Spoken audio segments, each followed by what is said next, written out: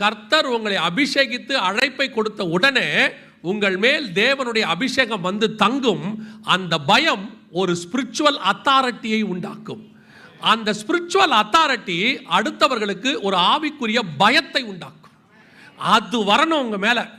இப்போ யோசிச்சு பாருங்க, ஆகாப் இருக்கிறார், பெரிய சேனை, இஸ்ரவேல் தேசத்துக்கு ராஜா. அவரு எலியாங்கிறவன் ஒரு சாதாரண ஆள், வனாந்தரத்தில் இருக்கிற ஒரு தீர்க்கதரிசி. ஆனால் ஒபதியாவுக்கிட்ட போய் எலியா சொல்கிறாரு, ஆண்டவர் சொன்னார் எலியா கிட்ட, நீ போய் உன்னை ஆகாபுக்கு காண்பி. ஆனால் எலியா சொல்கிறார் ஒபதியா கிட்ட, எலியா வந்திருக்கிறேன் என்று போய் சொல். டிஃபரன்ஸ் புரியுதா? கர்த்தர் சொன்னது உன்னை போய் என்ன செய்ய, ஆகாபுக்கு காண்பி. இப்போ நம்மளை மட்டும் ஆண்டவர் சொல்லிட்டாருன்னு வச்சுக்கோங்க, உன்னை போய் மந்திரிக்கு காண்பி அப்படின்னா நைட்டோட நைட்டாக போயிடுவோம். அவர் வீட்டு வாசலில் போய் உட்காந்துருவோம். யார் பண்ணி? ஆண்டவர் பார்க்க சொல்லியிருக்கிறார்.